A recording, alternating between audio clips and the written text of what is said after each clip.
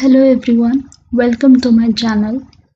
सो आज हम एक एडिटोरियल को एनालाइज करेंगे। So today will be discussing about an editorial. So my name is Svetangi and here I will be discussing about an editorial topic. तो so let's get started. So इससे पहले please like to this video, subscribe to my channel and don't forget to click the bell icon. अगर आपको ये video अच्छा लगे तो like और शेयर ज़रूर कीजिए। ओके फ्रेंड्स, तो let me upload the file on the screen. So here we are. तो पहले vocab पढ़ते हैं, उसके बाद हम एडिटोरियल पढ़ेंगे। तो vocab बहुत ज़्यादा इम्पोर्टेंट है, तो let's get started. First word is assessment. Assessment is a noun as it stating about the state of something or the action of assessing someone or something, means evaluating something or assessing something, means किसी को evaluate करना, and it is a noun. Like we can take an example like a committee has been held by the state government for the assessment of students examination. Okay, तो एक committee बिठाया गया है for the assessment for the evaluation of student performance. Okay, so next word is chaotic. तो chaotic का मतलब बहुत ज़्यादा डिसऑर्डरनेस होना, बहुत ज़्यादा डिस्टर्बेंस होना। So it is a state of complete confusion or disorder, and it's an adjective as it is telling us about a noun, so it is an adjective. Next word is aberrant. Aberrant is an adjective. Its meaning is departing from an accepted standard or deviant. इसका मतलब क्या हुआ? मतलब अपने stage से deviate होना, फिर अपने अब आप अगर यहाँ हैं, अब अगर आप इधर हैं तो कुछ देर बाद और कहीं चले जाना। The state of deviating from your original position और चेंजिंग योर पोजीशन और changing your state, like we can say that वो हमें से कहते हैं वो तो बहुत ठीक ठाक था, आज अचानक से क्या हो गया? Why is he behaving like this? So he is quite aberrant today, means he is behaving differently. Next word is inkling. Inkling is a noun and its meaning is a slight knowledge, a suspicion or a hint. मतलब किसी के बारे में कुछ आभास होना या फिर कुछ हिंट पाना. Next word is evidently and it's an adverb. कोई भी वर्ड के लास्ट में एलवाई लगे तो नॉर्मली वो वर्ड्स एडवर्ब होते हैं। ज़रूरी नहीं कि सारे वर्ड्स जिनमें एलवाई लगे वो एडवर्ब हो। सो एविडेंटली इज ऑब्वियसली और clearly. Next word is hinge on. Hinge on, it's a phrasal verb which means to depend on something. So friends, जो पार्ट्स ऑफ स्पीच होते हैं वो बहुत ज़्यादा इम्पोर्टेंट और मायने रखते हैं एग्जाम्स में। सो शुड वोकैब को याद करते समय हमें पार्ट्स ऑफ स्पीच को भी इम्पोर्टेंस देना चाहिए। So next one is influential. Influential means powerful, having great influence on something. So it's an adjective. It can also used as adjective and noun also, both. Next word is veiled. Veiled means surround, cover or conceal. It also used as noun and verb also. As it is idiom veiled, it's an adjective over here. Means wearing or covered by a veil. मतलब किसी भी एकदम well मतलब कोई भी कपड़ा या फिर कोई ड्रेस एकदम कवर हो जाना है, फिर conceal. Now coming to the next slide. Next word is dispute. Dispute का मतलब है आर्ग्यू अबाउट समथिंग, डिबेट और discussion. So dispute is a verb and also used as a noun.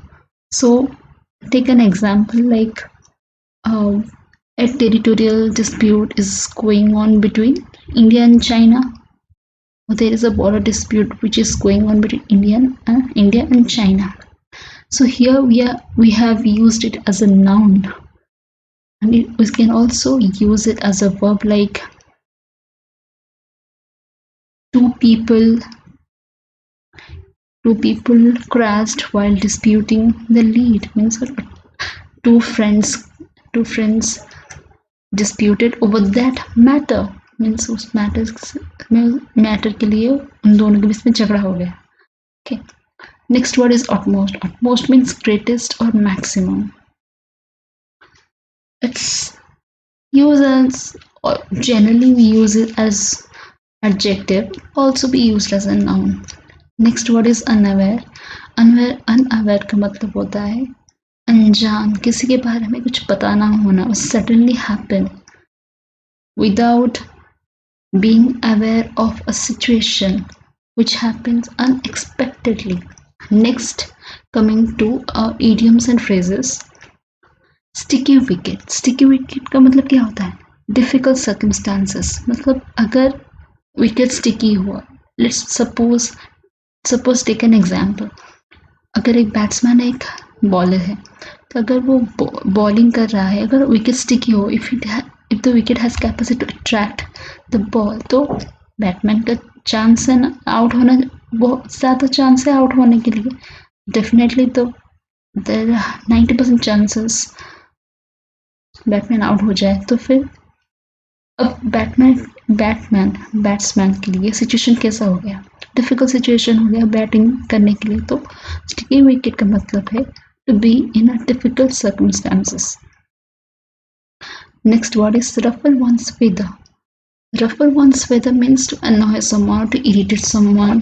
Okay, मतलब कोई अपना पंख आके बार बार आपके पास हिलाएगा या फिर कोई बार बार आपको परेशान करेगा तो आप क्या हो जाएगा? इरिटेट हो जाएगा. Exactly. तो ruffle one's feather means to annoy someone. Okay. I hope आप सभी को समझ आ गया है. अगर कोई भी डाउट्स है, कुछ भी समझ में ना आया हो तो you can ask me on comment section below. तो चलिए स्टार्ट करते हैं हमारे एडिटोरियल के टॉपिक.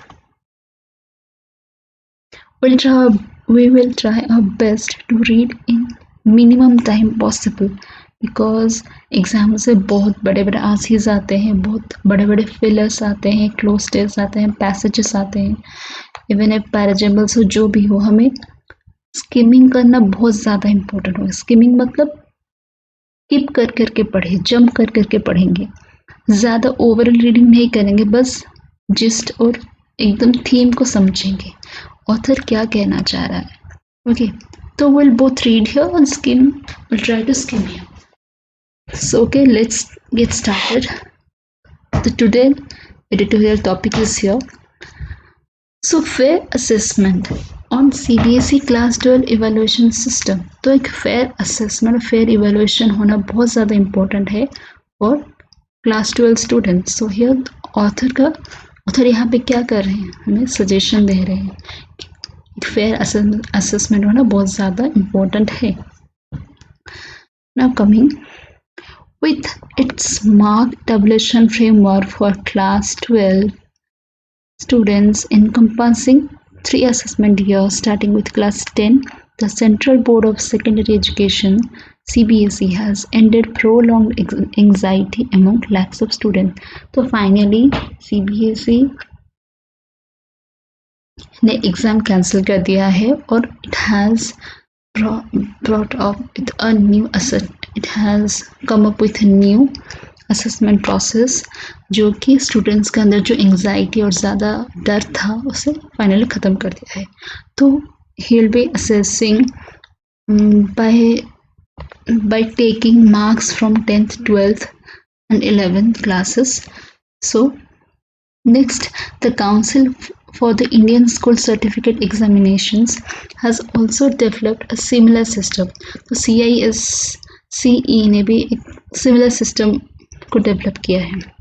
Student जो evaluation after a chaotic pandemic year remains a challenge in all countries, and many have opted for a hybrid system of school level internal assessments combined with any examination that may have been held. तो ये बहुत सारी countries में जो students को exam को लेके उनको इवैल्यूएशन पढ़ाई को लेके बहुत ज़्यादा टेंशन और प्रेशर क्रिएट किया है. तो फिर जो पैंडेमिक है it has created a very chaotic situation in all countries for every students. Okay, the CBSE scheme evolved to fulfill a Supreme Court mandate, distribute score weightage across the class 10 public examination, the class 11 annual test and the class 12 school test in a 30:30:40 ratio for theory and actual score for internal assessment and practicals. तो ये CBSE जो scheme निकाल के लाया है तो basically वो एक रेशियो प्रोपोर्शन में इवैल्यूएट करेगा स्टूडेंट्स के एग्जामिनेशन को. लाइक क्लास 10 से 30% कंसिडर किया जाएगा उन्हीं सब्जेक्ट्स में जिन थियोरेटिकल सब्जेक्ट्स में हाईएस्ट मार्क होगा. Next class 11th annual test को कंसिडर किया जाएगा और क्लास 12 में जो स्कूल टेस्ट हुए होंगे और इंटरनल असेसमेंट हुए होंगे उसमें से 40% मार्क्स को कंसिडर किया जाएगा for theory and also internal assessment for practicals को भी कंसिडर किया जाएगा. This aims to level out any aberrant phase in a students performance. तो ये जो प्रोसेस है basically level out means neither to go up और down, to go horizontal.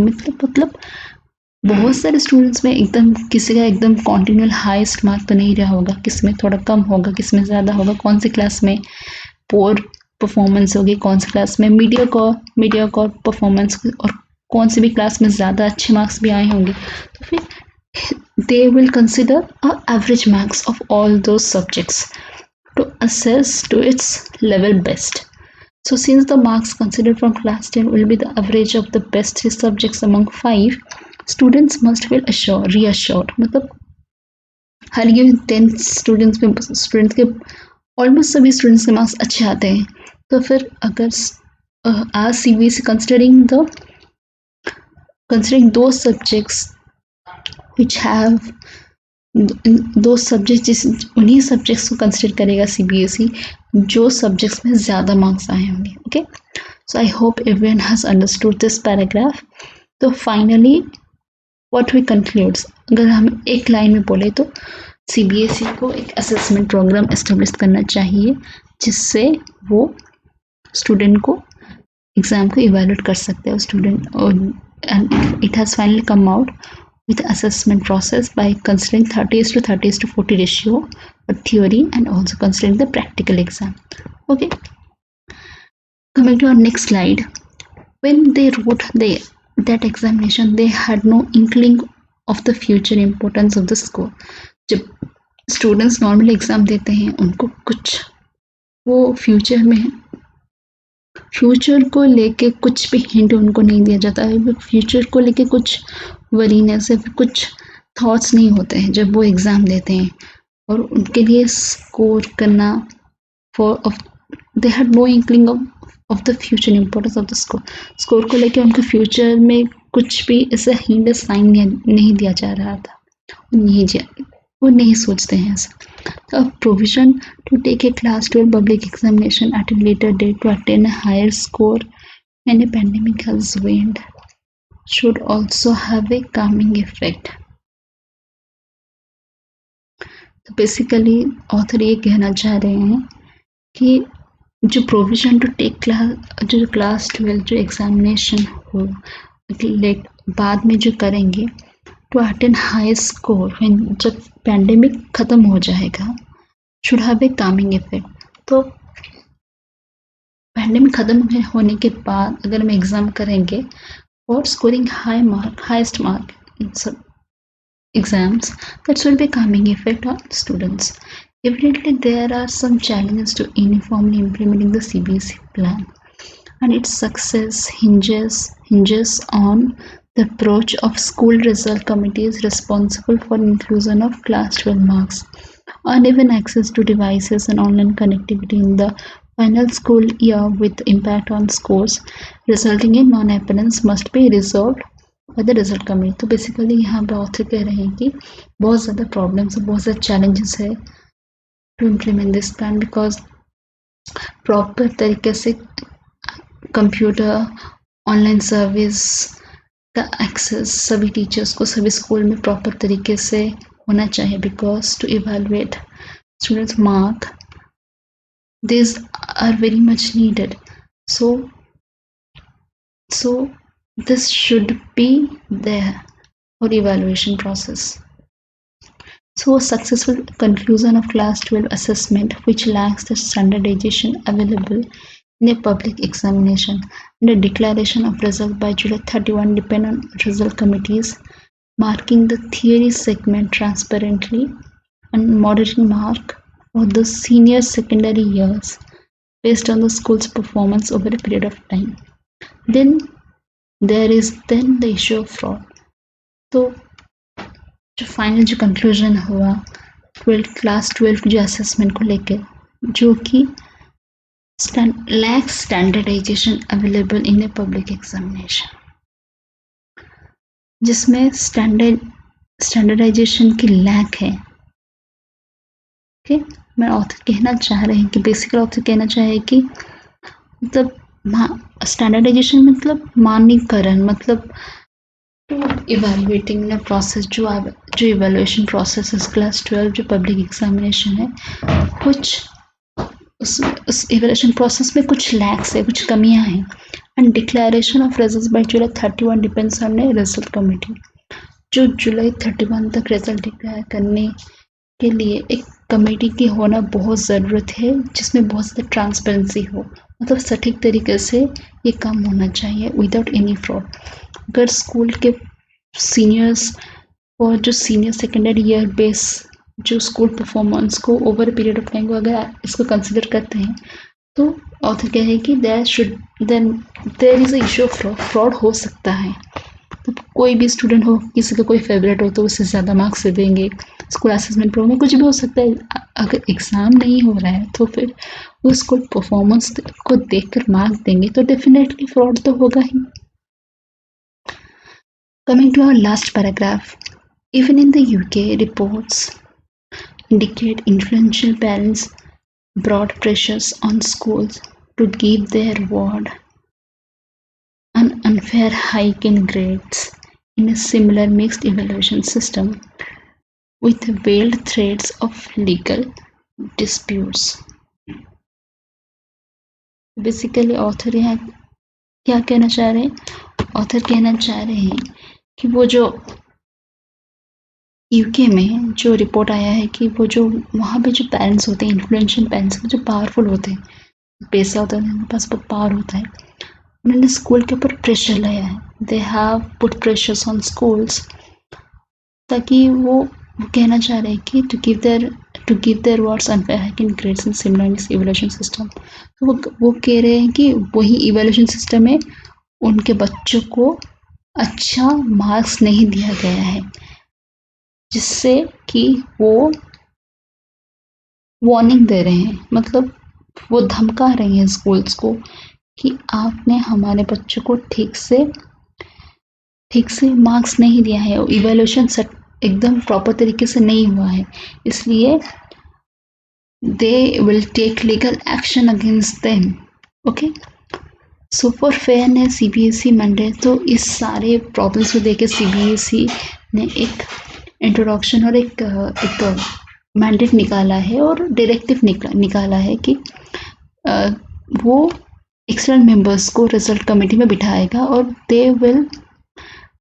but it will take utmost openness to dispel students' apprehensions. But ये जो fairness है वो कुछ हद तक स्टूडेंट्स की जो एंग्जाइटी है, वेरीनेस है, जो अप्रीहेंशंस है, उसको कुछ हद तक कम कर देगा. तो state boards waiting for the central model comparison also need to draw of safeguards including a dependable dispute resolution process. तो सेंटर की तरह स्टेट को भी एक अच्छा रेजोल्यूशन बनाना चाहिए to assess assess the examination of 12 students. जैसे सेंटर में सेंट्रल बोर्ड एग्जामिनेशन होता है CBSE, वैसे ही स्टेट में CHSE होता है, जैसे कि उड़ीसा में होता है council of higher secondary education. So final author कहना चाह रहे हैं कि education boards are caught unawares last year by the pandemic, कि जो हमारे एजुकेशन पैनल में जो बैठते हैं उनको लास्ट ईयर जो पेंडेमिक में उनको पता नहीं था जो पेंडेमिक का कॉन्सिक्वेंस क्या है. उनको लगा कि ये पेंडेमिक चला जाएगा, but they are unaware of those shortcomings that will happen. So like second wave, third wave ऐसे आ जा रहा है तो फिर बहुत ज़्यादा प्रॉब्लम्स क्रिएट हो रहे. तो ऑथर कह रहे हैं कि एक strong form evaluation system of strong system should be established for the assessment, because we can't play with the future of our students. और थोड़े से एग्ज़ाम्स अगर नहीं हो रहे तो हमें कुछ असेसमेंट प्रोग्राम्स को कंसिडर करना चाहिए. So the CBSE has taken the lead on this and the state boards must not lose time in forming their own. तो फाइनली यहाँ पे ऑथर सजेशन दे रहे कि सेंटर ने अपना स्टेप ले लिया है तो फिर स्टेट को भी अपना स्टेप विदाउट बीइंग लेट, कुछ देरी ना करते हुए जल्द से जल्द असेसमेंट प्रोग्राम में लीड स्टेप्स लेना है. फिर स्टेट को भी बहुत जल्द से जल्द कुछ स्टेप्स लेना चाहिए. तो आई होप अब सभी को इस ट्यूटोरियल समझ आया होगा. अगर आपको ये वीडियो अच्छा लगे तो प्लीज़ आप इसे लाइक कीजिए, शेयर कीजिए और subscribe to my channel. Please subscribe to my channel. Thank you so much.